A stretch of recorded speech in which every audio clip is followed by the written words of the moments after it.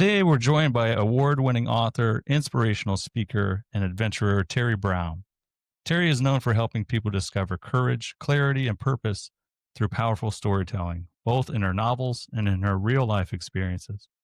Her newest book, 10 Little Rules for a Double-Butted Adventure, is rooted in her ride across the United States on a tandem bicycle, a journey where she healed from a difficult 14-year marriage, pushed past her own limits, and discovered the 10 life rules that now help others live more boldly. She's an advocate for resilience, a seasoned communicator, and someone who believes that adventure, literal or emotional, begins with one courageous step. Teri, welcome to the show. We're so happy to have you on. Thank you so much for having me. I'm excited to be here with you today. So, Teri, your story really caught my attention because myself, I'm interested in travel. That's one of the things that I really love to do with excess money whenever that does come about. What um, is that excess money? What is that thing of which well, you speak? well, it's really just putting everything on a credit card and Yes. then having debt for the next month. But yeah, so I was interested to sit down and chat with you and hear about your story. So I wanted to ask, I guess my first question, and we can kind of get into anywhere you want to go with it, but what does the double butted mean, and what's the central metaphor for the book? Yeah, so double-butted adventures. It's really crazy how it turns out. I am very creative. I am the creative, artsy one. And I came up with double-butted because we were riding a bicycle with two seats. So, two seats, double-butted. Right. And I said to my husband, "What do you think of it being called double-butted adventure?" And he said, "Oh, you mean because of the way they process the steel on the tandem bicycle?" And I said, "What are you talking about?" Well, apparently, when you make a long tube of steel and you need it to be strong at the places that you join it together, they have to do something they call double butting. So it's Oh, double butted steel that holds the tandem bicycle together. And I thought this was a perfect analogy for my husband and I because I'm creative. He's an engineer. Everything he does is engineer like, right. and it was just funny to me that I'm thinking of it as funny, oh, a double butted adventure. Yeah. And he was thinking of it as practical. And really that kind of defines he and I together. And then when you put us together, we can see the world in a way that is very unique because he has me to help him and I have him to help me. Wow. Yeah, I think that's a really cool. Actually, when I read it, just the title, I was like, yeah, double buddy. Yeah, that's funny. It's just two butts on a bike. Yeah, yeah. And that's all I was thinking. Yeah. Really, that's all I was thinking. And so when he said, "Oh, you mean the way they do the steel?" I was like, "I don't know what you're talking about. I don't even know." So, So Terry, I wanted to ask. So with the book, right? So the inspiration of it, right? So you and your husband rode across the country on bicycle. How did we even get to that point? it's funny how sometimes two people meet and things that they want converge together. And my husband and I met. Um, I had been wanting to do a big, bold adventure. I was in my late 50s. I had been in an emotionally abusive relationship for 14 years. I had gotten out of it, but I didn't feel like anybody anymore. I don't know, I just felt like people considered that I was done with life and that I had nothing else to offer. So I was looking to do something big and bold. I meet Bruce, and he informs me while early on in the dating process that he's always wanted to ride across the United States on a bicycle. And I thought, that will do. So I asked Yeah. him, right? I said, "So is this something you're going to talk about until the day you die? Or are you going to actually do it?" And he said, "No, I really want to do it." And I thought, well, count me in. The Right. problem is that Bruce is an avid cyclist and Mm. has been since he was, 12 years old. And I had not been on a bicycle in 40 years. So the Big curve. yeah, so trying to get me up to his level, I don't know that I don't know that it's possible because that would require him not moving at all and me continuing to advance. Sure. So we started riding on a tandem bicycle. And the best thing about tandem is he can't go faster than me. I can't go slower than him. we have to do it together. And if Right. we're not doing it together, neither one of us are making it. And so that's what we decided was we would ride the tandem across the United States. Wow. And so my question for you is emotionally, was there a did you know emotionally that this was something that you wanted to do? Because you know, you just got out of a 14-year difficult marriage. And then so Bruce, was he your boyfriend at the time or He your was my husband? boy he was my boyfriend when we decided to go, and he Okay. was my husband by the time we did go. Okay. Now, So at the time that I said I was going, I had zero intention of marrying again ever. And right. my thought is he seems like a nice enough person and I could handle a 3-month trip. Like Okay. you don't have to be married to go on an adventure together. And I thought, Right. well, this is what we'll do. By the time the trip came, I had fallen in love. We were married. It's a Oh, that great. could be a podcast all on its own. How Teri was never, ever, ever, ever, ever getting married again, and how she got married again. So All right, so cool. So it seems like at the start of it, it was just something you guys wanted to do together yeah, to kind of, fresh newlyweds, kind of a cool adventure. So I don't know if you were intentionally had anything set out for any sort of emotional healing. Or I don't know if you want to go down I, that. yeah, I don't think I did. In my mind, I needed to prove to the world that I still had value. Now it turns out that the world wasn't thinking that. It was me. I'm the one that needed healing. I didn't realize it until I was on the trip. Right. And as you start doing things that are well outside your comfort zone, and you have to remember, I have not been a cyclist, hadn't been on a bicycle in 40 years. So for me to take on a trip across the United States on a bicycle was well outside my comfort zone. Sure. And yeah, like it was not Teri doing Teri. It was way, way, way outside that box. And the more you do those kinds of things, and then you have the thoughts that go through your head, like, I'm not good enough. Well, those don't fit together anymore, do they? And No. you start taking those things and putting them away. You look at them and you say, well, that's not true. I don't have to believe that anymore. And by the time the ride was over, I really feel like not completely, but most of the junk had found this space in a box that gets shoved up under the bed and you just don't ever look at it again. Wow. And every now and then, I still have little flares of things, but I can look at it and go, oh, I know what that is. I can look at it, put it back in the box and move on because it isn't something that really affects me anymore. I'll notice it and I'll think, ooh, where did that feeling come from? And Sure. then and then it's like, oh, I know exactly what that is. And then you file it away instead of saying, oh, I'm gonna let this, dictate how I handle life. You just say that's old crap and I'm putting it back in the box. Right. So I think it's so your story in the ride is I think it's amazing really for a lot of people that may be stuck in a rut or just kind of doing the same thing over and over again, or hey, I need something new, or I need something to do. It seems like your ride really kind of had all those elements, right? So it new did. husband, new adventure, uh, ride a bicycle the first time in 40 years. You're Healing out, from a bunch of old crap. Yeah. yeah, healing from a bunch. Yeah. Well, I mean that again. I don't know if that's what you were searching for on the ride, though. But I that's think kind I of think that I was just trying to prove, look at me, I am a valuable human. right. And what I didn't understand was no one was looking at me and saying you're not a valuable human. But Yeah. I didn't feel like a valuable human because I had spent 14 years in this horribly emotionally abusive situation.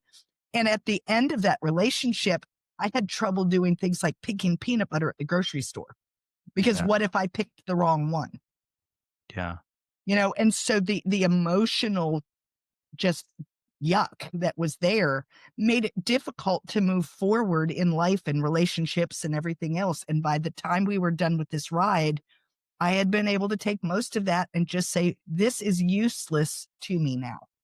Right. I am no longer that person. I don't need this. And so I put it away.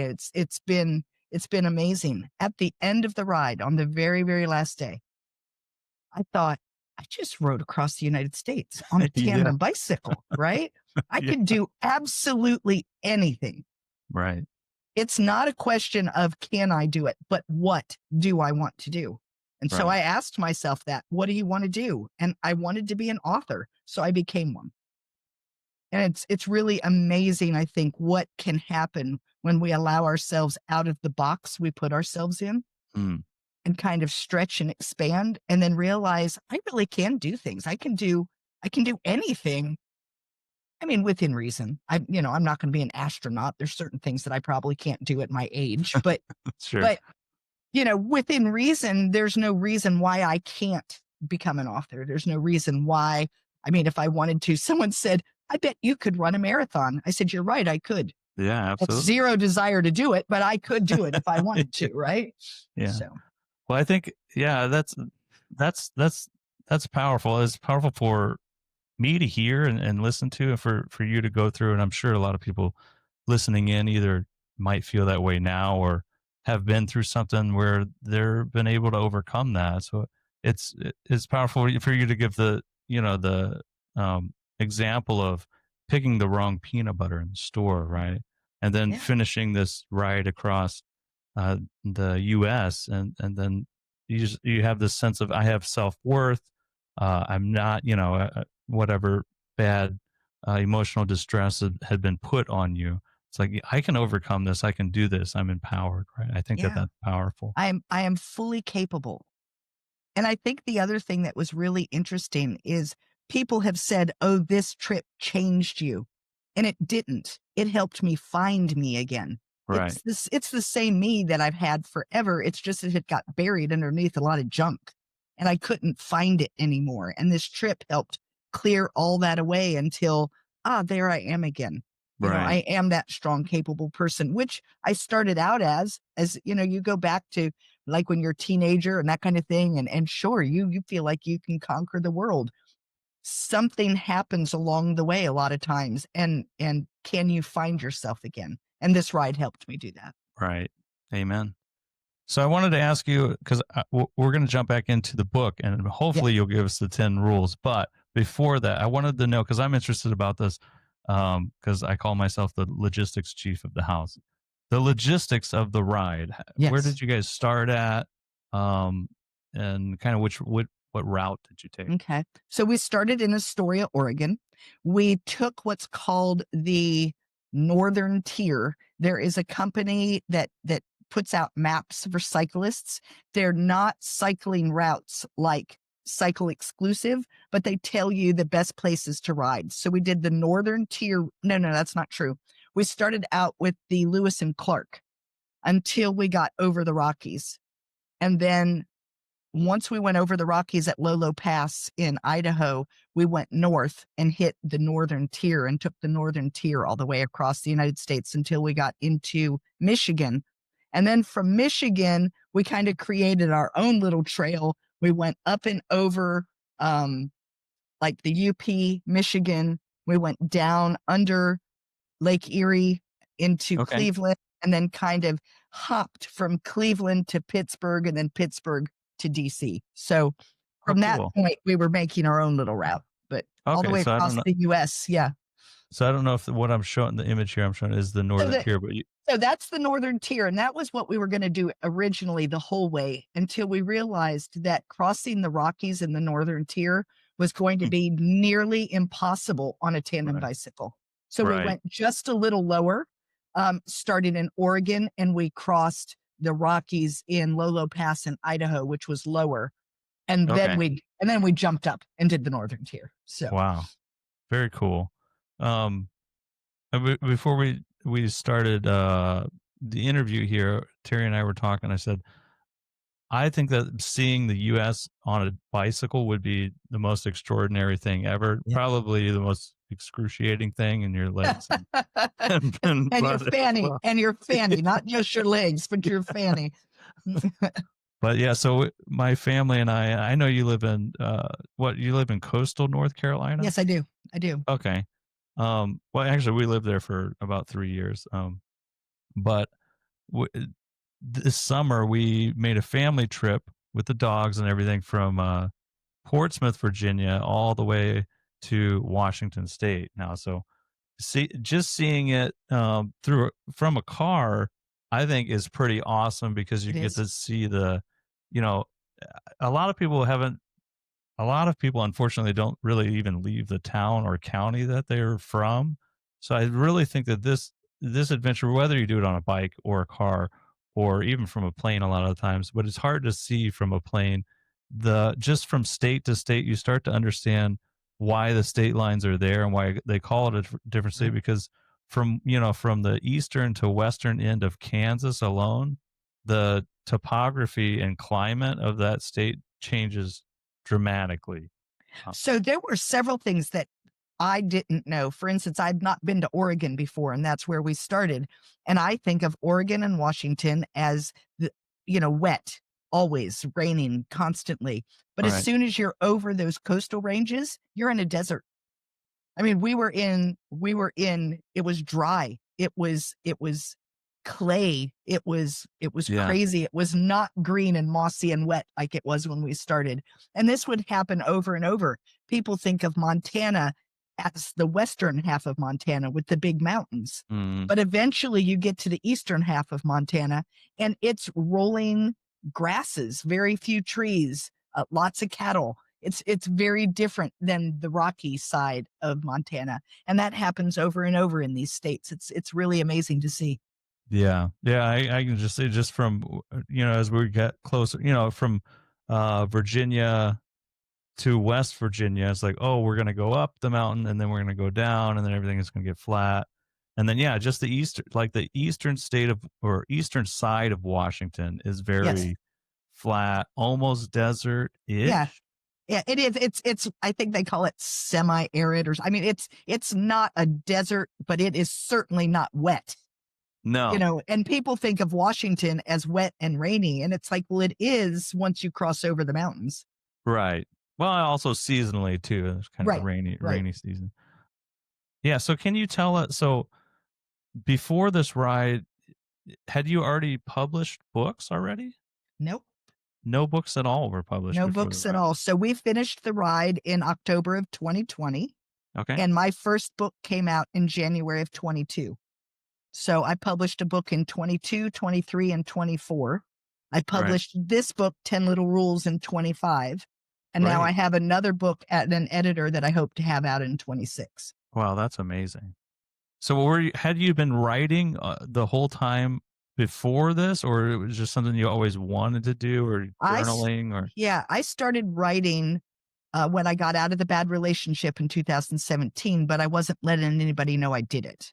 It right. was all for me. I was too embarrassed. I didn't believe in myself. I'm not possibly a writer. I'm not good enough. And so I was writing, but I wasn't showing anybody my work. Mhm. And I wrote a couple of manuscripts that really aren't any good, but that's the way it is with the first something that you try is you figure out what's working and what's not working for you. Um, and then when I decided I wanted to be an author in October of 22, I mean October of 20, I took one of the manuscripts that I had written and I worked on it and then got it to an editor and then it ended up being my first book out in January of 22. Wow, that's amazing. And so this is just something that you always had a heart for doing, or you just love books? Yeah, I'm so curious I've about I've that. always loved books. As Yeah. a little girl, I said that I wanted to be an author, but I also said I wanted to be a heart surgeon and I don't like blood. So I don't think that I really knew what I wanted. I Yeah. just knew I loved books. I was the kid that was being told all the time, go outside and play. And so I would open my window, shove my book outside, go out, get my book, climb a tree and read my book. Yeah. It was like, leave me alone, let me read. I have always loved books. And so it's not surprising to me that I wanted to participate in the writing of them. Um, but it wasn't really on my radar, especially when I was living in the abusive relationship, because when you're writing characters and these stories that are your own, it's kind of like your babies. You Mm. know, it's you. It's from the depths of you. And if someone had not liked it, I didn't have a safe space to land. I was Sure. already in a bad place. I didn't need more people piling on and telling me how bad I was. So there was no way in the world I was going to write. But the minute I left that relationship, and I mean literally the minute I left that relationship, words started pouring out of me. And I just started writing. Yeah. And the first stuff's not very good, but I really doubt that, like Van Gogh's first time he picked up a paintbrush looked good either. You just Sure. you have to get a feel for like, what are you good at? What aren't you good at? What do you need to learn? How can I make this character have an arc? All of the things you don't know until you sit down and you try it. Wow. And yeah, I think that's really cool that you were able to, kind of, I guess, find yourself Yeah. and be able to be empowered and not fearful of what people are going to think about your writing anymore. Because I think, unfortunately, there's probably a lot of people that do write and they're like, I'm not going to show Mm, anybody this. right. Right. And my feeling is if you feel badly about what you've written and you don't think you should show it to anyone, then keep working. But once you get to a point where you like it, you should definitely start showing it to people because you're not going to get better until you start getting feedback. And Right. so, find that person that is going to be honest and kind. You don't want someone who just says that's a piece of crap and throws it back at you. That's not helpful. But if someone can say to you, these are the things that are working, here are some things that aren't working as well, and then take that piece and go back and rework it and see Right. what you can do to fix those things. Um, the I'm not good enough, I can't do it, no one will want to read it, I think is a very common thing for authors, but I feel that way for most artists Right. because it's you're bringing stuff from the inside out, Yeah. and there's this fear that, well, what if they don't like it? Then what am I going to do? Right. And it's a little scary, right? I Yeah. mean, I don't like your inner thoughts. You know. Well, yeah, no, I think, and there's a lot of things that I'm kind of associating that with, I guess, stage fright. Yeah. Probably the same sort of feelings, right? Like, oh, I don't really want to get up on stage and do it, Right. which was probably one of the best things I learned from a public speaking class, and then also doing some teaching when I was teaching mathematics. I was like, this is the greatest. Like, I can talk in front of anybody now; it doesn't Yeah. matter at all. I Yeah, mean, it's crazy. I was extremely nervous in front of people. right. My first podcast that I did back in 22, I going on to be a guest, and I didn't eat all day because my stomach was so upset. And, you get the link, and I was at the link 45 minutes early because I was afraid that something wasn't going to go right. And I was a complete wreck. But when we were done, I thought, well, that was kind of fun. And then Yeah. I did another one and it was like, I really, really like this. Now I'm a host as well and I love it. And now I love public speaking. It's like, oh yeah, stick me in front of people. This is great. Yeah. Well, actually, I wanted to ask you that. That was a good segue. The podcast that you do, Mhm. can you tell us about that? Because Yeah. yeah, just Yeah. It's called Online for Authors. And I talk to authors like me who are small press or indie authors who are looking for that place to like get word out about their book. It's really right, difficult to get people to know you're there because anyone can publish a book now, and so there's thousands, there's millions of books, and how do you get seen? And I had been on quite a few podcasts, but when people haven't read your book and aren't really sure what your book is about, the questions can be a little awkward, and you're having to really like wind around and try to make it work. sure, Um, so I thought, well, what if I started a podcast and I read the book first? And then when I talked with the author, it would feel like a real conversation. And so that's right, what I did. So it's called Online for Authors. I read all of the books first and we have a good conversation. I don't give away the endings. So, like, if you want to read a good book, you're not going to listen to the podcast and go, well, there's no need. I already know how it ends. I don't do that. sure, But it's to me, it's a lot of fun. It has increased the number of people that I know as authors. I got started being an author in a very weird way because I was very quiet about it. I didn't want anyone to know I was writing. When my first book came out, very few people even knew that I had written anything. And a lot of other people have author communities, and they've Mm, already been establishing these author communities before they ever publish. So I kind of did it the other way around, but now I have an author community because of the book of the podcast. So it's right. great. So it's called Online for Authors. I think that's actually a really cool podcast idea as well, because there are tons of, self-published and small published Right? authors out there, and most of the time you're not going to see their books unless you hear about them, through Exactly. medium like You, podcast. you're not going to find them accidentally on Amazon. No. You're Right, gonna you have have to go right, you're find them. gonna have to go and look. You have to look for them.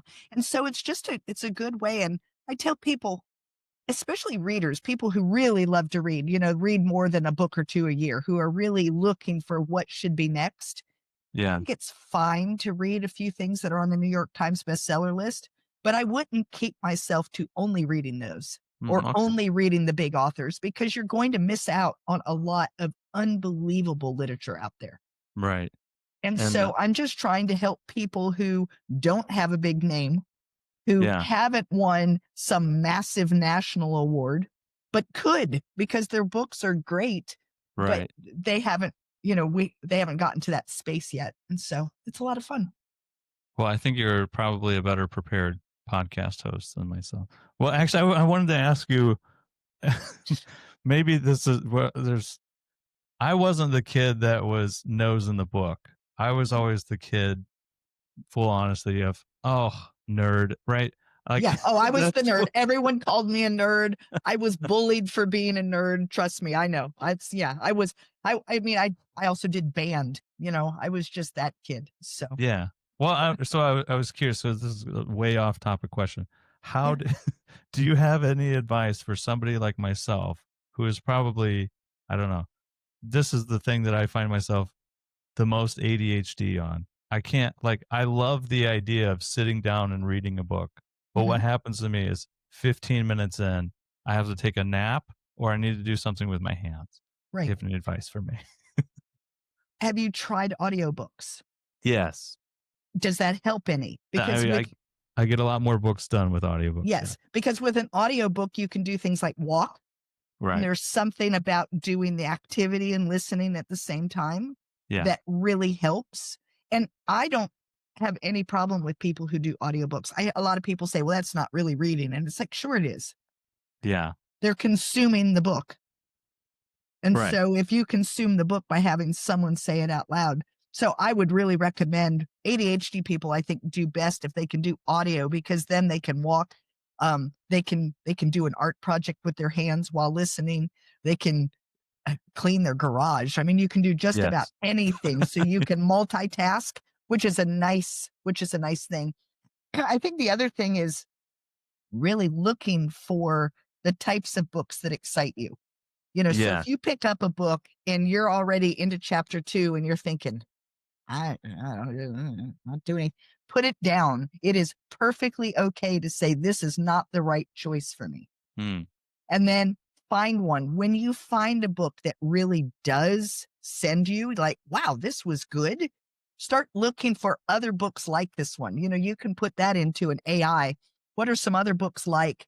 Name of title, and Yeah. they'll give you some others, and that might give you other authors to go and see, well, does this book do it for me as well?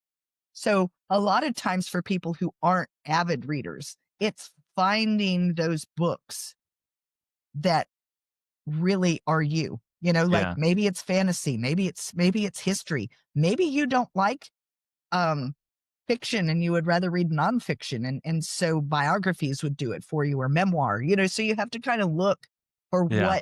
what sends you.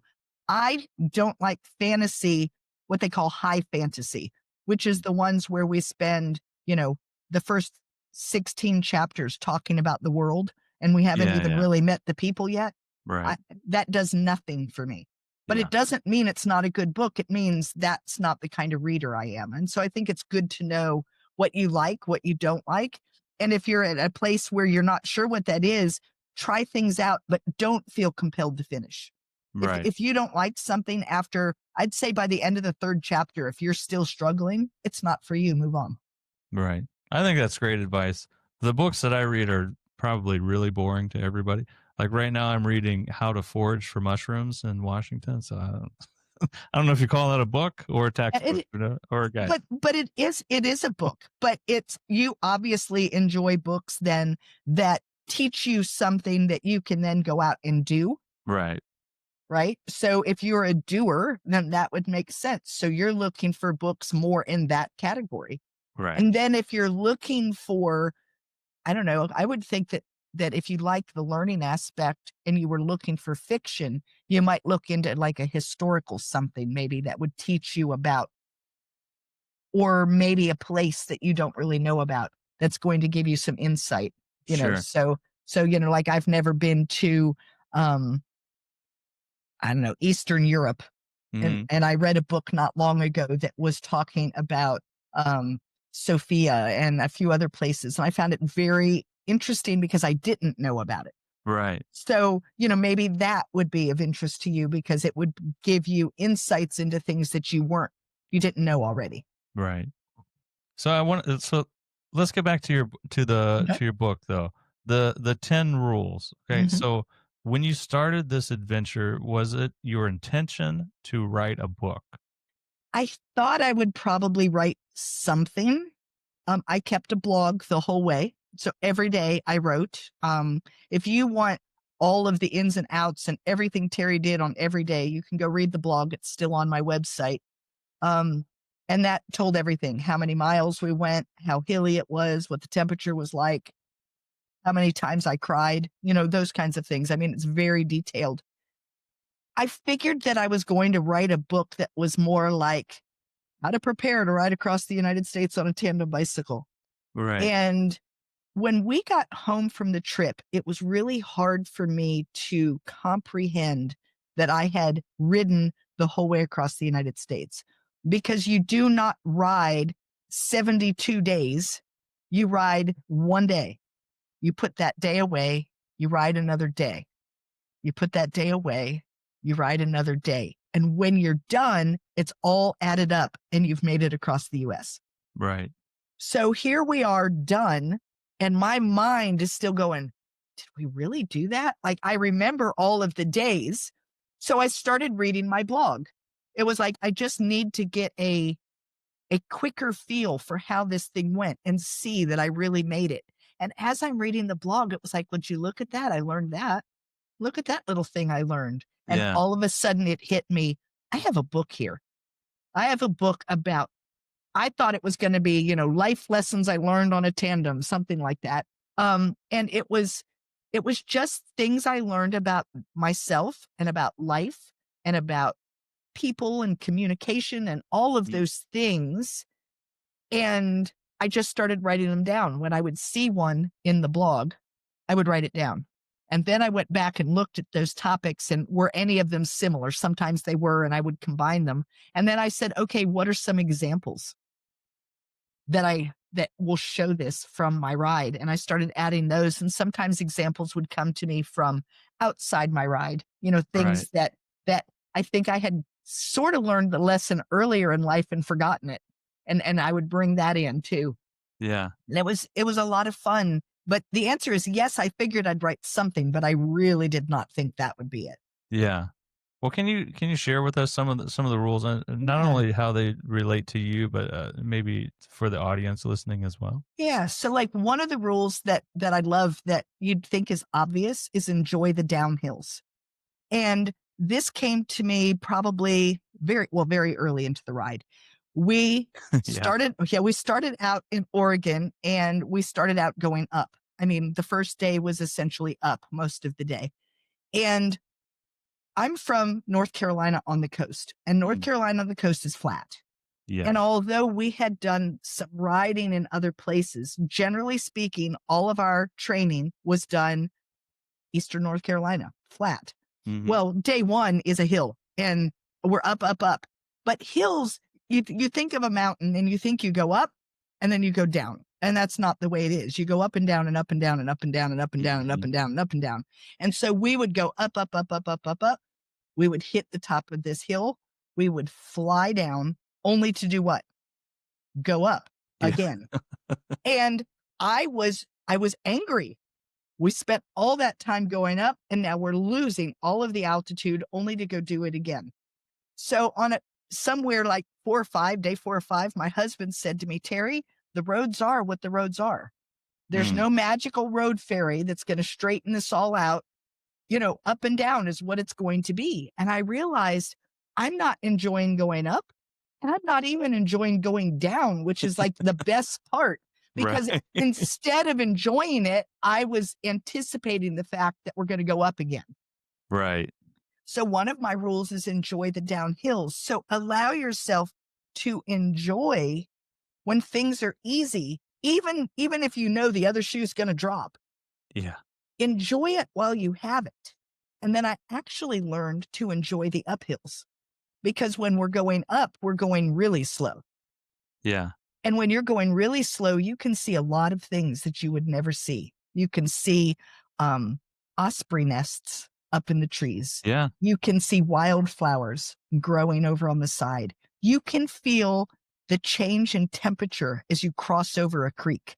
Mm, And the cooler temperature hits you just momentarily as you pass over that bridge. right. Those are the kinds of things you would never notice going fast. Yeah. And so I really did learn to try to do my best. I'm not really good at living in the moment, but it's not my strong suit, but I really was trying to accept the road for what it was and to try to enjoy the ride for what it was providing me. Mhm.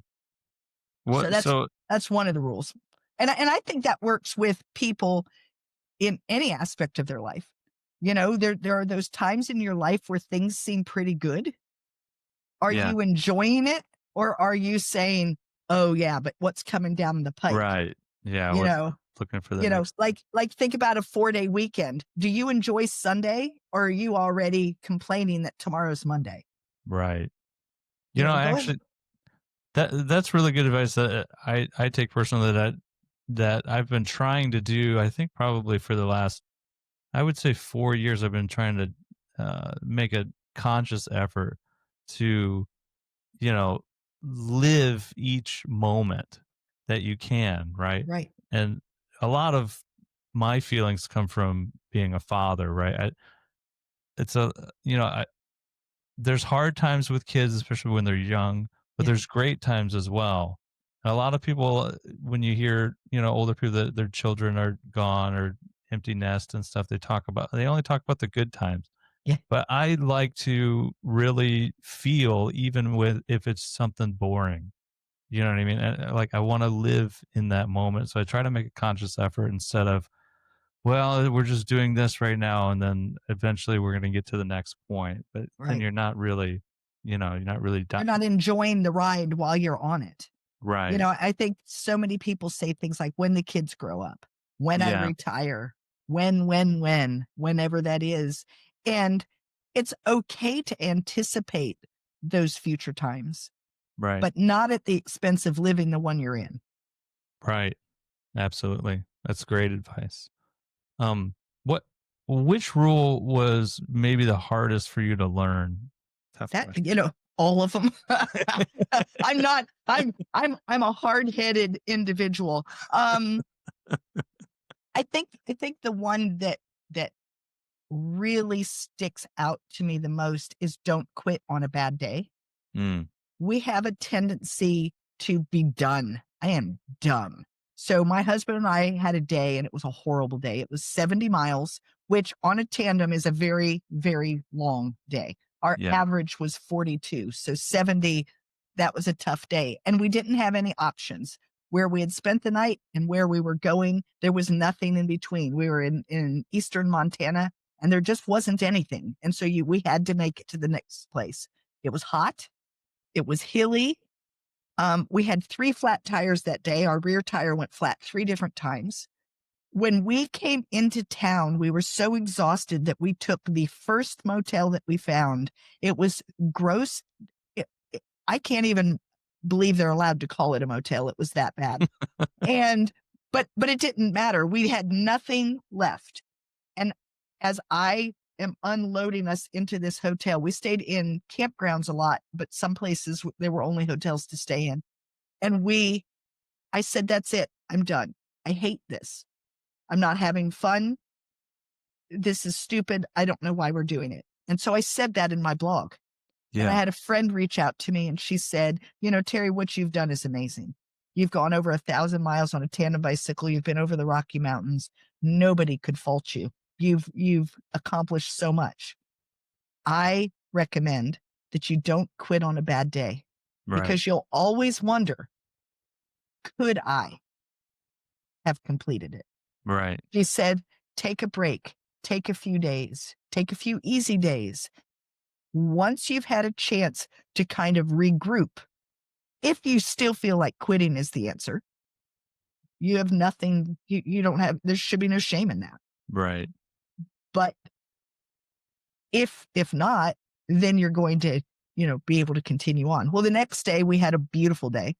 And Mhm. of course we did make it. So I did listen to that advice. I think it's really very good advice because when you're tired, cranky, hungry, anything can make you stop. I don't like Sure. the way my shoes feel. The sun came up this morning. I mean, anything, right? Can just stop you. Like I can't do this anymore. But you don't want to get to the other side of that and always say, I wonder if I could have. Mm. Now, I don't say don't quit because there are times where stopping what you're doing is exactly the thing you should do. Yeah. I was in a horrible relationship. I needed to get out of that. Some people are in jobs that are just no longer good for them. It's okay to get out of that. It's okay to be in a relationship and need to get out. It's okay to say quit, but don't do it on the spur of the moment, in the midst of anger, in the midst of exhaustion, in the midst of whatever's bad. Mm. Step away so that you can use the logical part of your brain. And, Yeah. for me, I'm a highly emotional person. And when things happen, my first instinct, if something bad is happening, my first instinct is to fall apart. Mm. Life is over as we know it. That's what I do. And after I allow myself to fall apart and can stand back, I can say, all right, well, here's what we really need to do. Yeah. You know, there's I talk about this early on, there was a day that I was so exhausted and we still had like 15 miles before we could stop. And we were stopped just resting. There were some cows right there and I'm sobbing. And my husband is trying to fix it. And every time he gets near me, I'm like, don't touch me. I mean, it was just like, As I'm just, engineers do. yes, yeah. And I'm just like, "Oh," right. And so he's standing there looking like, well, I guess the ride is over. Like we'll probably be going home. And Yeah. I got it all out of my system. I wiped my eyes and I said, all right, let's go. And he looked at me like not computing. And I said, well, we can't stay here. Yeah. And where we have to go is 15 miles from here. And the only way to do that is to get on the bike. Yeah. I just needed to get rid of all of that emotional yuck. Yeah. And so I just kind of learned that for myself. That was the hardest thing is accepting the fact that that's my process. Yeah. My process is to have all of the emotions and then I can step back and be rational. And so today, in today's life, when something is going on like that, I give myself time. It's like, okay, go ahead, fall apart. You have 30 minutes. Sure. I Throw think that your fit, walk through the house, scream at the top of your lungs, say how much you hate everyone, get it out. yeah. And then you can say, now, realistically speaking, what should we do about this? Yeah. Because I do have a logical side of me. It just cannot come out when my emotions are too big. Sure. And I really think that's what my friend was saying is today is not the day to make that decision. Hmm.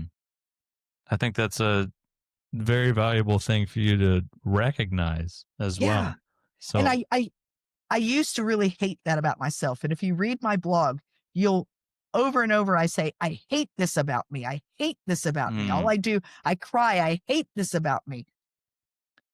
I'm still not overly fond that that's the way it is, but I've come to recognize it is what it is. It just is.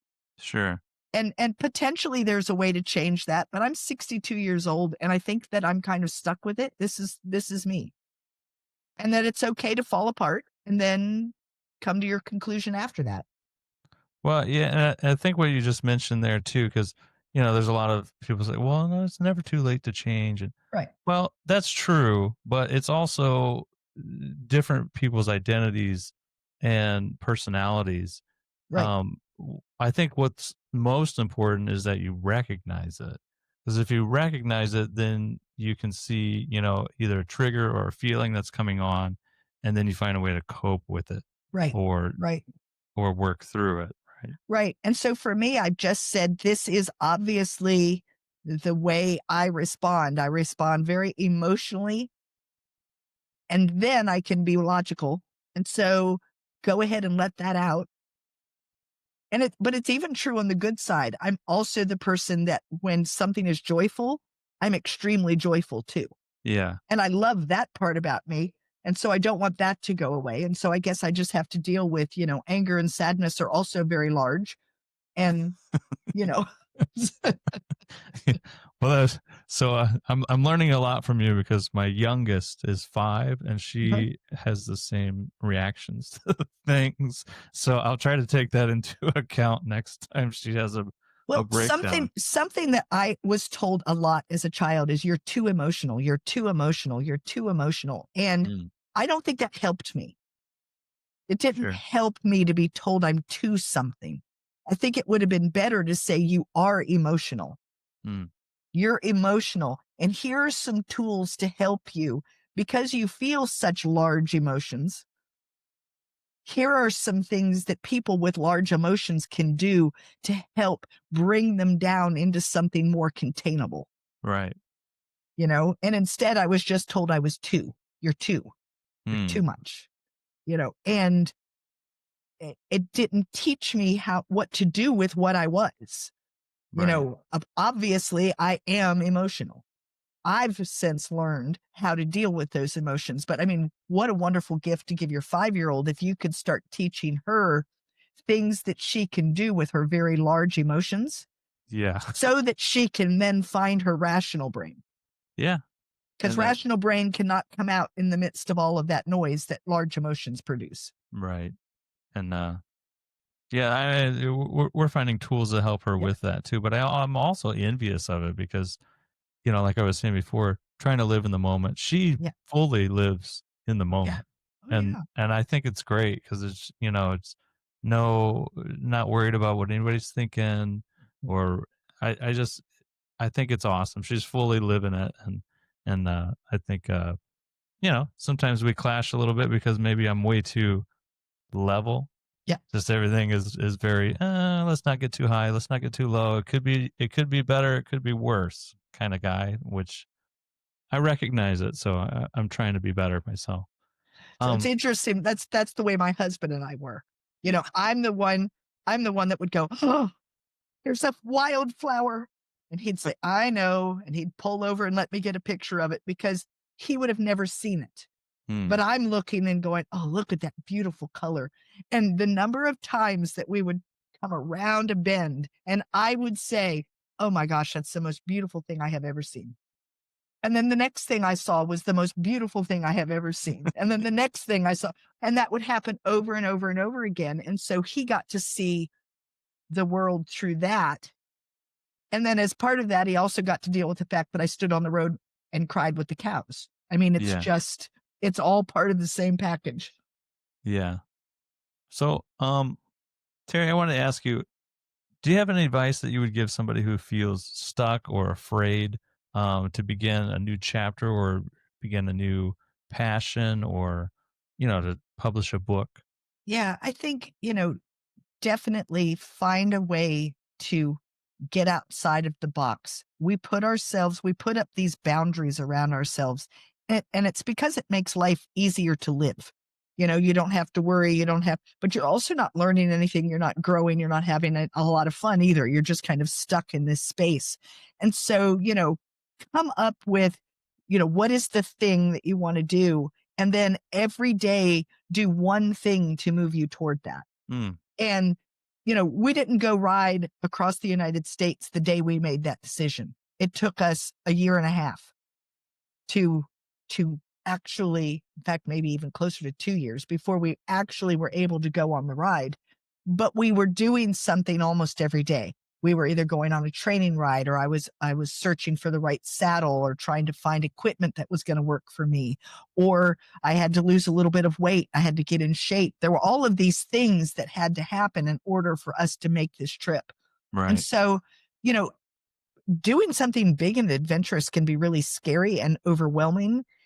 But if you can break it down into minute parts and say, this is something I can do today. Right. And then tomorrow, what is one thing I can do tomorrow? And then just keep doing that. And then all of a sudden you will find, hey, look, I'm ready to ride across the United States on a tandem. Yeah. Makes goals and aspirations not so daunting if you Right. chip away Right. at them. Yeah. I mean, can you imagine just saying, hey, we're going to ride across the United States, and then like getting on a bicycle? That isn't the way it works. Right. It's just, I mean, at least not for me. Right. And Bruce would tell people all the time, they'd say, where are you headed? Because I mean, here we are in a tandem, we're pulling a trailer, we got all our gear. I mean, we're filthy. We obviously have been out for a while. And he Yeah. would say, Washington, D.C., but not today, Mm. because that's not where we were going today. So Right. even while on the adventure, we didn't focus too far ahead. Right. You focused on that day. What are we going to get done today? And if it was a hard day, you didn't focus even on the end of the day. You focused on, do you think you can make it to that phone pole? Sure. Yes, we can get to that phone pole. When we get there, we will take a break. I Right. mean, and so sometimes you have to narrow it down to like tiny, tiny, tiny little goals. Yeah. Can you pedal for 5 minutes? Okay. I can do Yeah. anything for 5 minutes. Yeah. So So, are you working on anything new? I think you mentioned you were working on a new yeah. book or something. So I have 3 historical fiction that are out. But I don't like to be put in a box where people tell me what kind of author I am. So I have my 3 historical fiction. I have my inspirational memoir, The 10 Little Rules for a Double-Butted Adventure. I have a children's book that came out.